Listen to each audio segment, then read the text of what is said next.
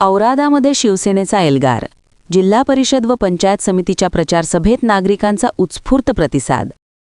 आगामी जिल्हा परिषद आणि पंचायत समिती निवडणुकीच्या पार्श्वभूमीवर औराद येथे आयोजित शिवसेनेच्या जाहीर सभेला नागरिकांनी प्रचंड गर्दी करत उत्स्फूर्त प्रतिसाद दिला.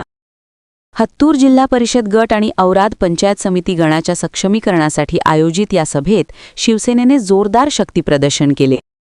या सभेला शिवसेनेचे जिल्हाप्रमुख अमोल शिंदे आणि माजी आमदार लमिकांत पाटील यांची प्रमुख उपस्थिती होती.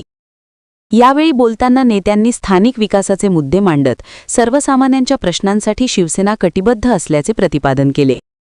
याप्रसंगी व्यासपीठावर विराज पाटील, अधिकृत उमेदवार लक्ष्मी रतिकांत पाटील, अमर पाटील, परमेश्वर शिंदे, धर्मराज बगले, शिवानंद वरशेट्टी, सिद्धारूळ घेरडी, अनिरुद्ध दहिवडे, हसापुरे राजकुमार धनवे, महासिद्ध टेळे, ग्रामपंचायत सदस्य अनिल वाले, राजू कोळी, युवासेना उपजिल्हा प्रमुख राहुल कोळी, महासिद्ध टेळे, सुरेश शेंडगे, मल्लिकार्जुन सालुटगी, तुळजाराम भुई, करण पांढरे, संतोष गुत्तेदार, अंबादास बंडगर, गणेश वाघमोडे, तुळजाराम भुई, विलास कोळी, आकाश लवटे यांसह शिवसेनेचे अनेक पदाधिकारी आणि मान्यवर उपस्थित होते. सभेला औराद व परिसरातील ग्रामस्थांनी मोठी हजेरी लावली होती, ज्यामुळे या निवडणुकीत शिवसेनेचे पारडे जड असल्याचे चित्र पाहायला मिळाले. तरुणांचा सहभाग या सभेचे मुख्य आकर्षण ठरला. एकनाथराव शिंदेजी, आदरणीय एकनाथराव शिंदेजी आणि डॉक्टर श्रीकांत शिंदेजी यांच्या आशीर्वादाने या दक्षिण तालुक्यामध्ये अधिकृत उमेदवार म्हणून शिवसेनेचे 3 जिल्हा परिषदमध्ये आम्ही उभे राहून केलेले. त्या प्रचार निमित्त सर्वांकडे प्रचार करत असताना माझं थोडं घसा बसले, तरी पण माफ करावं, काय करू चुकलं तर काय. त्याच्या प्रचार निमित्त आम्ही गेलो होतो. आज सांगायचं गोष्ट म्हणजे आता कंदलगाव भागामध्ये, तेलगाव ह्या भागामध्ये जेव्हा प्रचाराला गेलो तेव्हा शेतकऱ्यांची एक ओरड होती, साहेब आम्हाला भीमा नदी, या दक्षिण तालुक्यातून भीमा नदी आणि शिना नदी वाहते. युवक मित्र, या पंचकृषीतील सर्व लहान थोर मंडळी, आता सुरुवातीलाच माझे आमदार रतिकांत दादांनी कशा पद्धतीचा त्यांच्या आमदारकीच्या काळातला काळ सांगितला आणि आता सध्याचे आमदार कशा पद्धतीचं राजकारण या मतदारसंघात करतायत, याही गोष्टी तुमच्या लक्षात आणून देण्याचा प्रयत्न केलाय.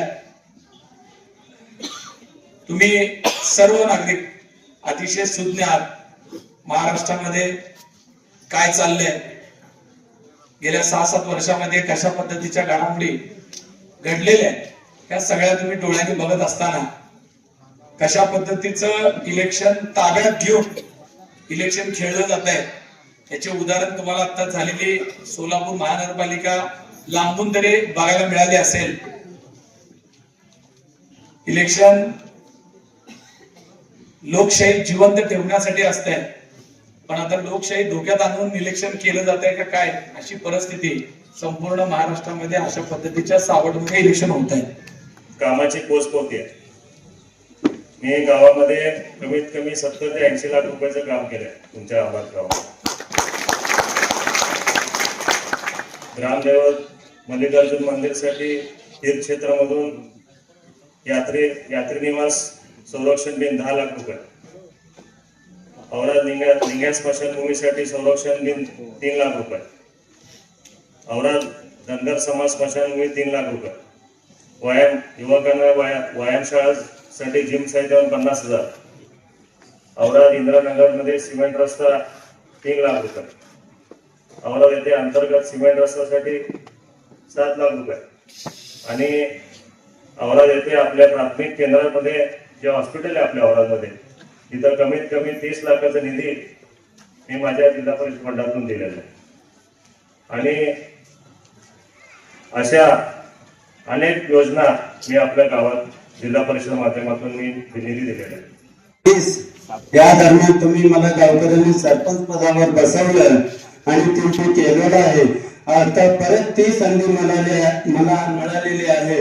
मी गावकऱ्यांना हातापाया पडून दंडवत घालून एकच सांगतो, तुमची सेवा करण्याची मला ही एक संधी द्या.